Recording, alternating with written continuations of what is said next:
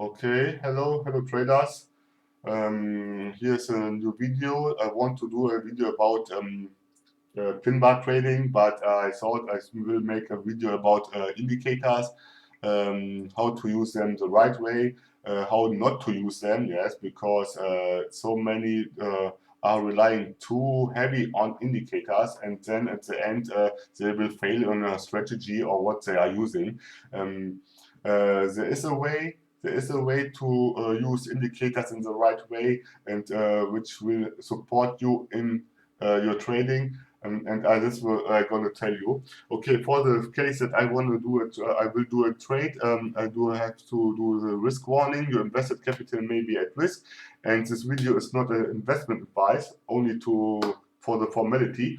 And now we're gonna do some discussion about the indicators I use. Okay, here you see a list of the indicator I use. Yes, EMA 20, 50, 100, 200, Bollinger Band with deviation 1 and deviation 2. Yes, with period 20, and the EMA 3. Okay, that are the indicators which I use. I will hide them all.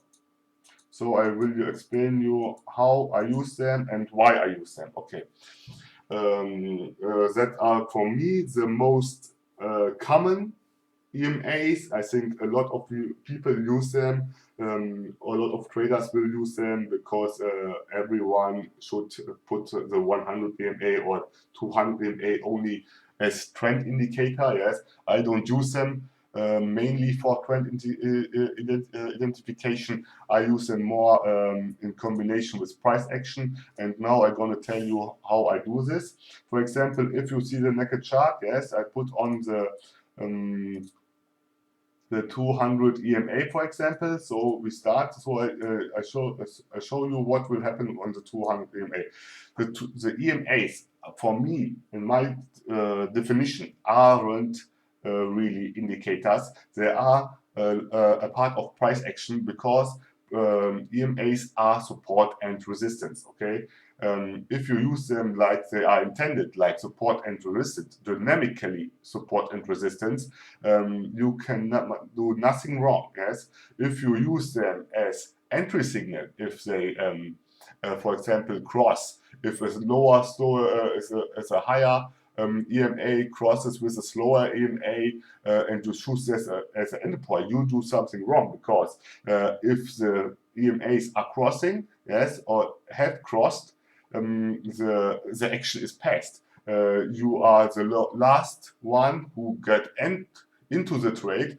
All other got already the money, yes, and you are that one who get some fish, yes, or nothing. That is the reality. So the right way to use EMAs, yes, and indicators in this way is to, in combination with price action, and the entry point has to be chosen by the price, as in real time. You see here, for example, the 200 EMA, yes, is crossed, yes, and it's got a rejection, yeah.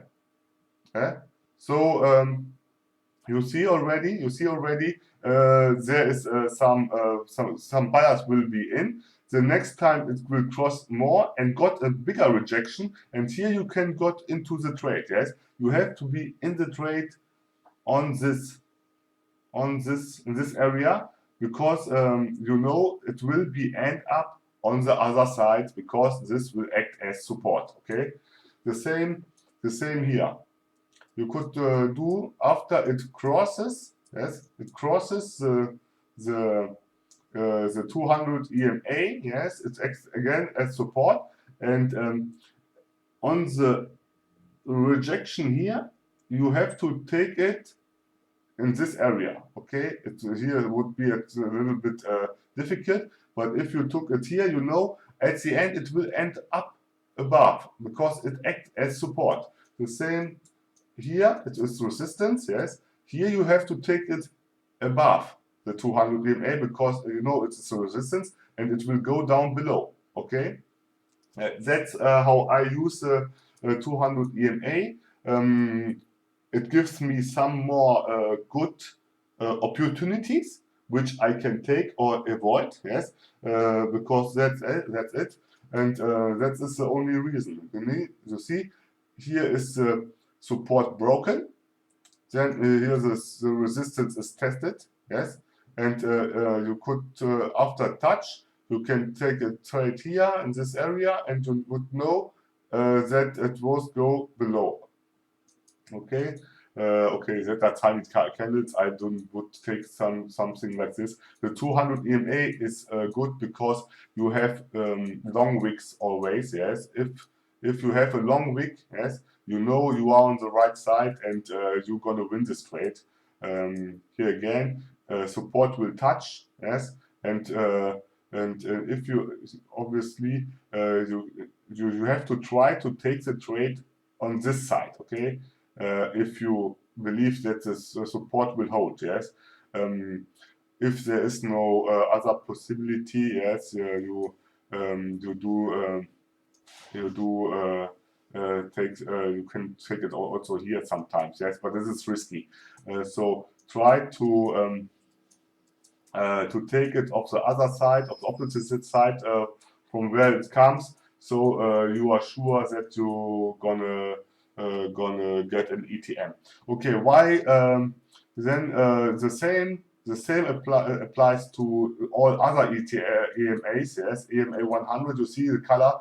I choose the color in this way that I say more brighter the color is, more less the EMA. So darker the color goes, the EMA goes darker, higher. Okay, so this is a 200, this is a 100, this is the 50, and this is a 20. And so I can distinguish them all the time. Yes, I say 200, 100, 50, 20. Okay, the 200 EMA is the most strongest dynamical support and resistance line. The 100 is medium strong and resistance line, and the 50 and the 20, they are not so strong that I wouldn't take so much trades on them, because there must be a good rejection to be fittable, to be reliable. Okay.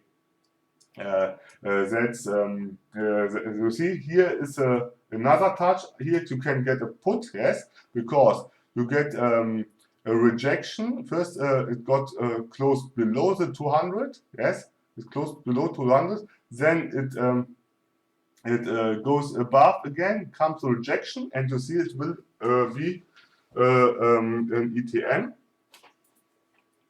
I had to take it here above, yes, after but in this case, because I have a lot of experience, I know this will be an ETM, because I have done this so often, and I'm happy that I can show you the 200 EMA in action. Okay, and this was a win.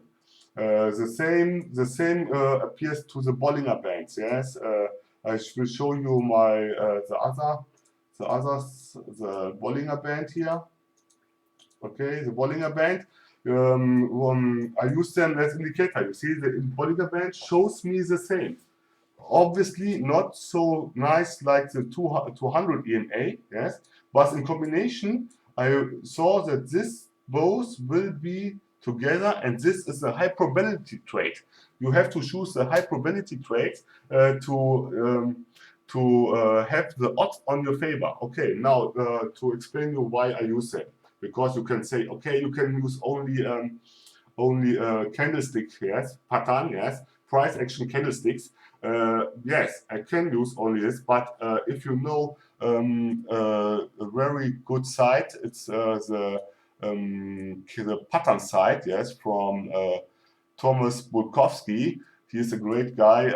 He has done a statistical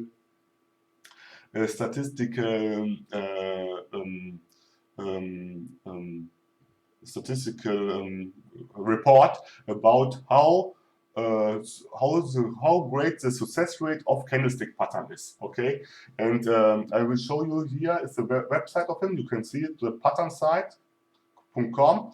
Here's the guy, Thomas Bulkowski, and here you can find all single line candlesticks. Okay, so if you here are all candlesticks, you will go mad if you go everything. You see here, I discussed with you the hammer last time, you remember. Then you have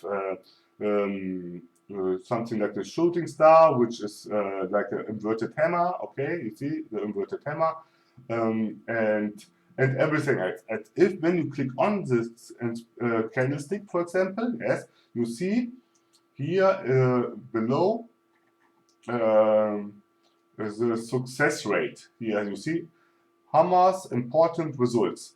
Overall performance rank is 65. Tested performance, bullish reversal, 60% of the time it works. Yes. So 60 times. This is not a lot. To increase your odds, you have to use other techniques. Yeah, and this is, for example, support and resistance. If inverted hammer appears on a major key level, like support and resistance, EMAs, yes, and other stuff, yes, you have your odds on your favor. Okay, that's a technique, because you cannot trade every hammer. If you trade every hammer, you have only 60%, and 60%, you know what this means. This means you can have more than 5 OTMs in a row. Okay, so that's a tactic. The Bollinger Bands I use in this case with this 2 deviations, yes, with the 2 deviation and 1 deviation in this case, because if price is between this, the upper, and this one, yes, it's in an uptrend, yes. If it's below, it's here below, it's a downtrend. If it's here in this area, it's ranging, okay. So that's why I use Bollinger Bands. If the Bollinger Band is going down, like here, it's a downtrend, yes, you see, downtrend. If it's going up the bands, it's an uptrend. The same is valid, for example, if it's only in this area, you see, it's a downtrend. It's always between the 1 deviation and 2 deviation, and you see how price reacts. Like this is also support and resistance here. Yeah, you see support and resistance here. Not really strong one, yes, but more the trend is established, more the Bollinger Bands act like support and resistance, and that's how I use them as indicator. I don't use RSI, stochastic or BOTT, because they are lagging. And when they are lagging, it means if they show you what happened, it's already happened. Here you see everything in real time. You see how it reflects from the, it rejects from the band, and you can act immediately. So the 1 minute expiry time trades will be more accurate, and you can increase your win rate dramatically. The same is valid for why I use the 2 EMAs. Yes, here 3 EMA. 3 EMA is for me a momentum indicator. It shows me because it's a very fast EMA. It shows me it's lagging. It's also lagging, yes, but it shows me very fast the momentum, and I use this as a momentum indicator. Okay. And that's how I use them. I hope you get some information about this now, and why I rely on them. I showed you a nice trade on the 200 EMA, and there are a lot of, as you see, if it goes like this, I don't take this trade because I need to see some rejection. Okay, I saw the rejection on this pin bar and I took the trade. Okay, I hope it was informative to you. Please like, subscribe, and comment. Don't give space to the spam commenter. I hate them. Okay, I wish you a great day. Bye bye.